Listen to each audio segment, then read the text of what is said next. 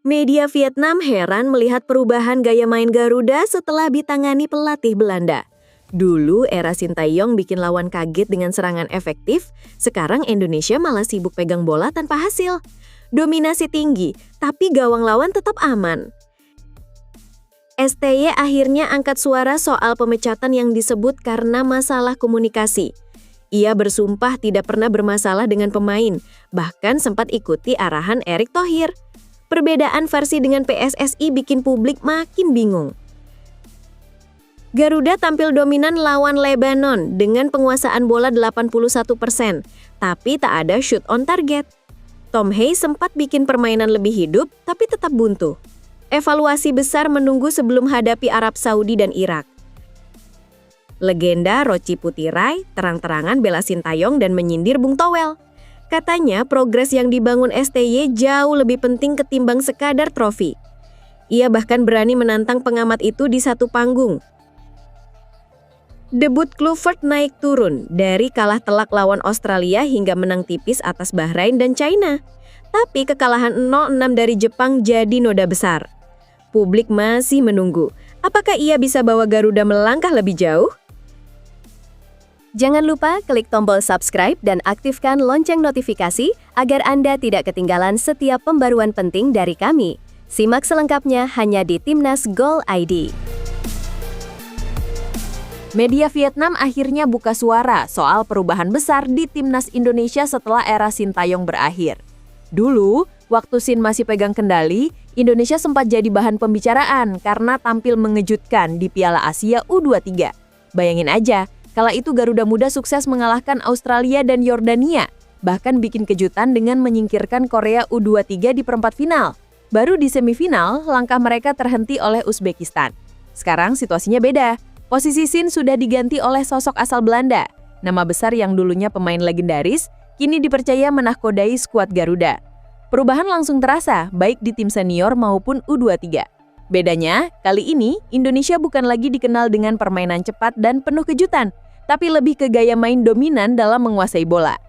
Media Vietnam sampai heran, setelah sama-sama melaju di Piala Asia U23 tahun lalu, Indonesia dan Vietnam kini seperti berjalan di arah berlawanan. Vietnam masih bermimpi besar, sementara Indonesia justru tersandung dengan masalah baru. Timnas senior melawan Lebanon mampu menguasai bola sampai 81%. Tapi anehnya, gak ada satupun tembakan tepat sasaran. Hal yang sama juga terjadi di level U23. Menghadapi Korea Selatan, Indonesia tampil dominan dengan penguasaan bola hampir 60%.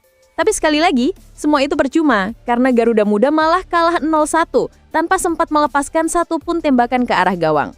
Timnas Indonesia memang makin jago dalam menjaga bola, tapi ketajaman di depan gawang hilang entah kemana. Dulu bersama Sintayong, Indonesia sering bikin lawan kaget dengan serangan efektif dan hasil mengejutkan. Sekarang, dengan gaya Belanda yang lebih sabar, Indonesia terlihat kesulitan mengubah dominasi jadi gol. Sintayong akhirnya angkat suara soal pemecatannya dari kursi pelatih Timnas Indonesia. Pelatih asal Korea Selatan itu menegaskan, dirinya sama sekali tidak pernah punya masalah komunikasi dengan para pemain Garuda. Justru, menurutnya, alasan pemecatan yang dikaitkan dengan komunikasi terasa janggal. Sebelum diberhentikan, ia beberapa kali mendapat arahan langsung dari Erick Thohir. Erick menegaskan agar Sin tidak terlalu pusing soal hasil, yang penting bisa memberi pengalaman ke pemain-pemain muda.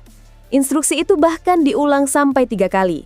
Karena itu, saat tiba-tiba dipanggil ke sebuah pertemuan pagi hari dan langsung diberi surat pemutusan kontrak, Sin mengaku kaget bukan main. Dengan nada serius, Sin mengaku tidak bisa memahami alasan dibalik pemecatan tersebut. Ia menekankan, kalau memang ada masalah nyata, tentu dirinya bisa menerima dengan lapang dada. Tapi kenyataannya, sampai detik ini ia merasa diberhentikan tanpa penjelasan jelas. Ia bahkan sampai bersumpah, meski dengan resiko nyawanya, bahwa tidak ada masalah komunikasi antara dirinya dan pemain Timnas Indonesia. Pernyataan Sin ini jelas bertolak belakang dengan versi resmi PSSI. Dalam konferensi pers awal Januari lalu, Erick Thohir menyebut keputusan pergantian pelatih dilakukan setelah evaluasi menyeluruh. Erick menekankan perlunya sosok yang mampu merancang strategi lebih matang dan punya kemampuan komunikasi yang baik dengan pemain. Kontrasnya pernyataan kedua pihak inilah yang bikin publik jadi semakin bingung. Dari sisi Sin, ia merasa sudah menjalankan tugas sesuai arahan, bahkan tidak bermasalah dengan pemain. Tapi dari sisi federasi, Justru komunikasi dianggap titik lemah yang membuat perlu ada perubahan. Situasi ini akhirnya meninggalkan tanda tanya besar. Apakah keputusan itu murni soal strategi atau ada alasan lain yang tidak terungkap ke publik? Timnas Indonesia baru saja melewati 2 laga uji coba jelang ronde keempat kualifikasi Piala Dunia. Patrick Kluivert jelas sedang bereksperimen, mencoba banyak pemain dan berbagai strategi. Dari luar ada kemajuan yang bisa dilihat, tapi di sisi lain masih ada banyak pekerjaan rumah yang menunggu untuk diselesaikan. Salah satu yang paling mencolok adalah laga melawan Lebanon. Di atas kertas, Indonesia tampil dominan habis-habisan. Bayangkan saja, Garuda bisa menguasai bola sampai 81% dan mencatat 9 kali tembakan. Masalahnya, dari semua percobaan itu, tidak ada satupun yang benar-benar mengarah ke gawang. Pengamat sepak bola, Aris Budi Sulistyo, menilai ada sisi positif dari performa itu. Menurutnya, penguasaan bola yang dominan melawan tim sekuat Lebanon menunjukkan perkembangan penting. Timnas terlihat lebih percaya diri, terutama dalam menjaga tempo dan membangun serangan. Namun ia juga menekankan bahwa dominasi tidak ada artinya jika tidak bisa dikonversi menjadi gol. Perubahan mulai terasa ketika Tom Hai masuk di babak kedua. Permainan Indonesia jadi sedikit lebih berani memulai serangan dari tengah. Tapi tetap saja, pertahanan Lebanon terlalu disiplin. Dari 25 kali sentuhan di area pertahanan Lebanon, tidak ada yang benar-benar berbuah peluang emas.